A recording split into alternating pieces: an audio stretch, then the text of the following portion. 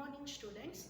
Today I am demonstrating the third experiment, that is Colpitt's oscillator as well as crystal oscillator. First I will explain you the Colpitt's oscillator. Okay.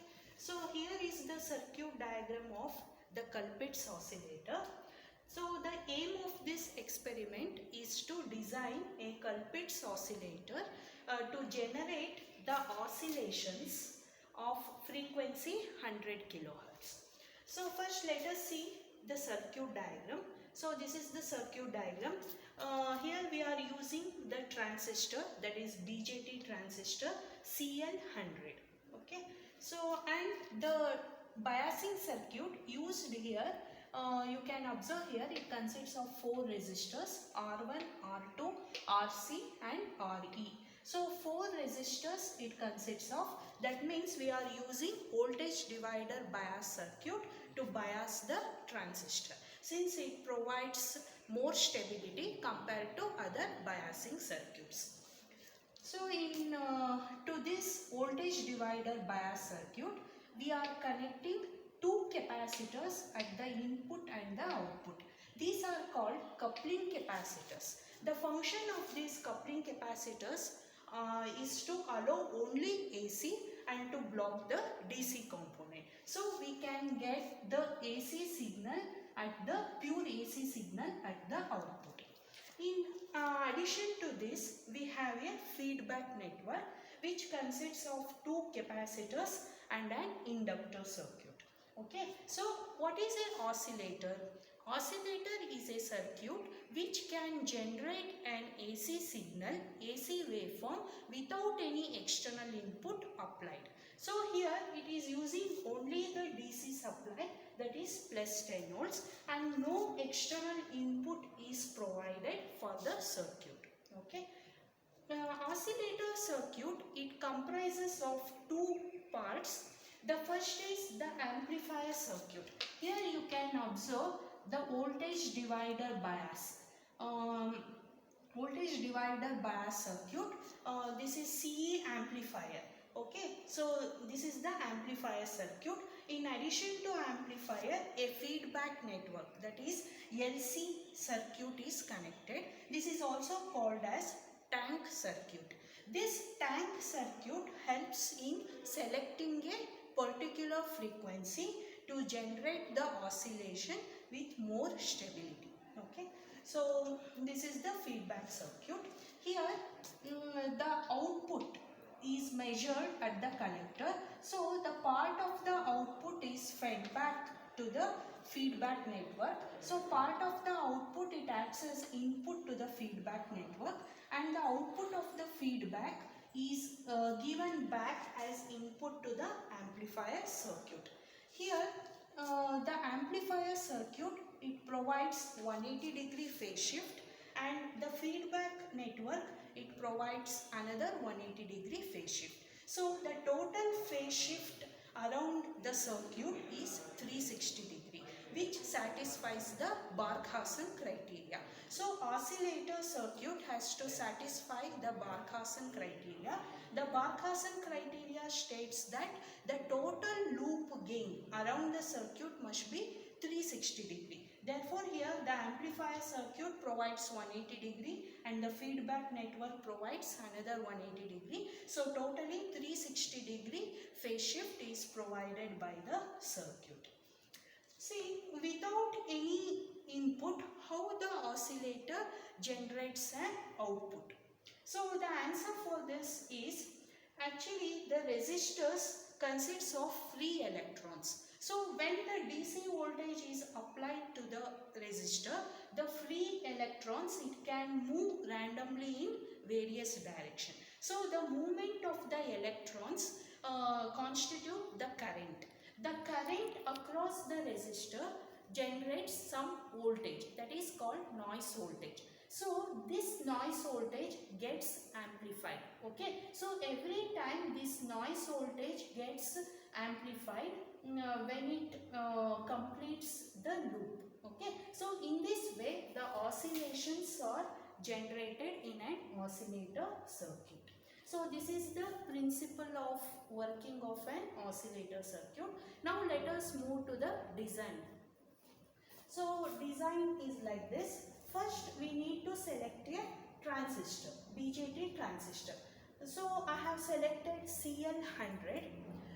For CL100, from the data sheet we can get these configurations. That is, VCC we are providing 10 volts and IC collector current for CL100 is 5 milliamps and beta is 150. So these data we can get from the data sheet. So from this data, now we can calculate the emitter voltage, that is the voltage across RE, emitter resistance. So our voltage across RE is equal to VCC by 10. So VCC we have selected 10 volts. So 10 divided by 10 is 1 volt. So voltage across the emitter, it is 1 volt. Now we shall design RE, emitter resistance. So we know the formula from the Ohm's law. We know that RE is equal to VE by IE. So IE, it is approximately equal to IC. See, the collector current, whatever it appears, it flows through the emitter also. So IE is approximately equal to IC.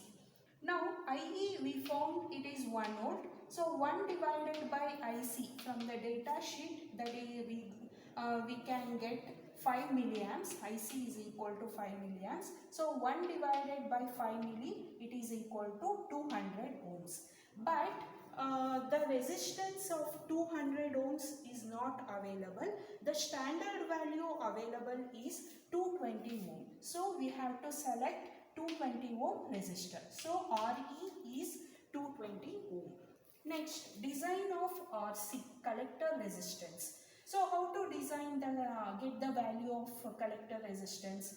So VCE. So when we bias for the voltage divider bias circuit, VCE, that is collector to emitter voltage, must be equal to VCC by 2. It must be half of the VCC. So VCC is 10. 10 by 2 is 5 volts. So collector emitter voltage, it is 5 volts. Now apply KCL, Kirchhoff current law, to the collector emitter loop.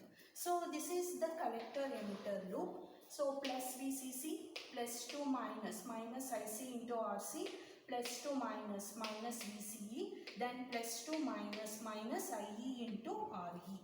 So here now we know the values. Just we go on substituting the values. VCC is 10, IC is 5 milli, RC we need to find, VCE is 5 volts and IE into RE is 1 volt, that is equal to 0.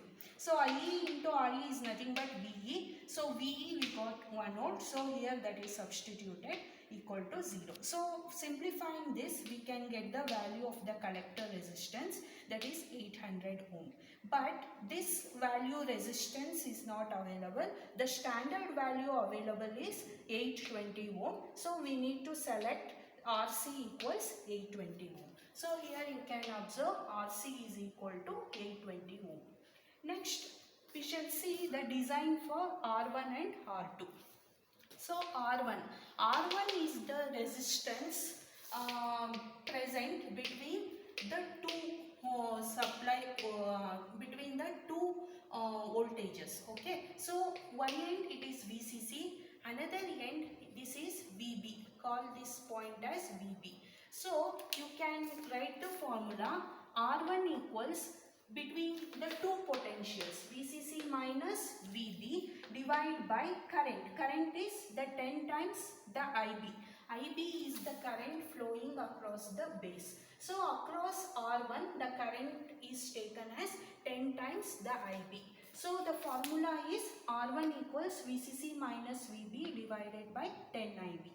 VCC is 10, VB, how to find VB? VB is equal to VBE plus VE.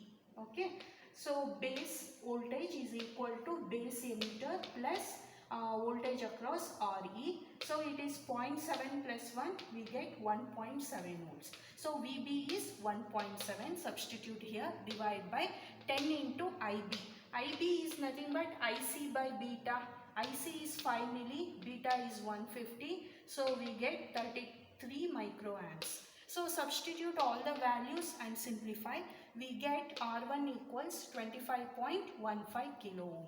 But the standard value of the resistance available is 22 kilo ohm. So select R1 equals 22 kilo ohm. That should be connected across R1.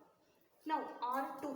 R2 is nothing but VB by 10 times the IB. So VB is 1.7, 10 into 33 micro, we get 5.15 kilo ohm. The standard value of resistance available is 5.6 kilo ohm. So select R2 is equals 5.6 kilo ohm. Now let us design the value of CE. So how to design?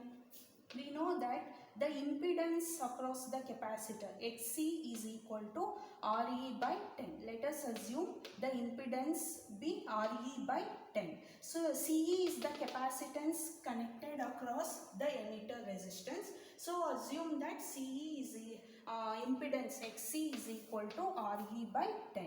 And the low frequency, the low cutoff frequency, assume it as 100 Hertz. So we know the formula F equals 1 by 2 pi XC into CE. C is the emitter resistance. So substitute the value of FL and XC. For XC you need to substitute RE by 10. So substituting this we arrive at this formula. Then after simplifying we get CE equals 72.3 microfarad. But the standard value of the capacitance available is CE equals 100 microfarad. So choose emitter capacitance, CE is 100 microfarad. We need to connect the CE across RE in order to increase the gain of the amplifier. So here the emitter current gets bypassed through CE, so it increases the gain of the amplifier circuit. Next, design of the feedback network. So we need to select the values of C1, C2 and L. Okay, so how to find the values of C1, C2 and L? So here is the procedure. So we know the formula, frequency of oscillations is given by F equals 1 by 2 pi into root of L into C equivalent. C equivalent is equal to 1 by C equivalent is equal to 1 by C1 plus 1 by C2. So now in this select the values of C1 and C2. Assume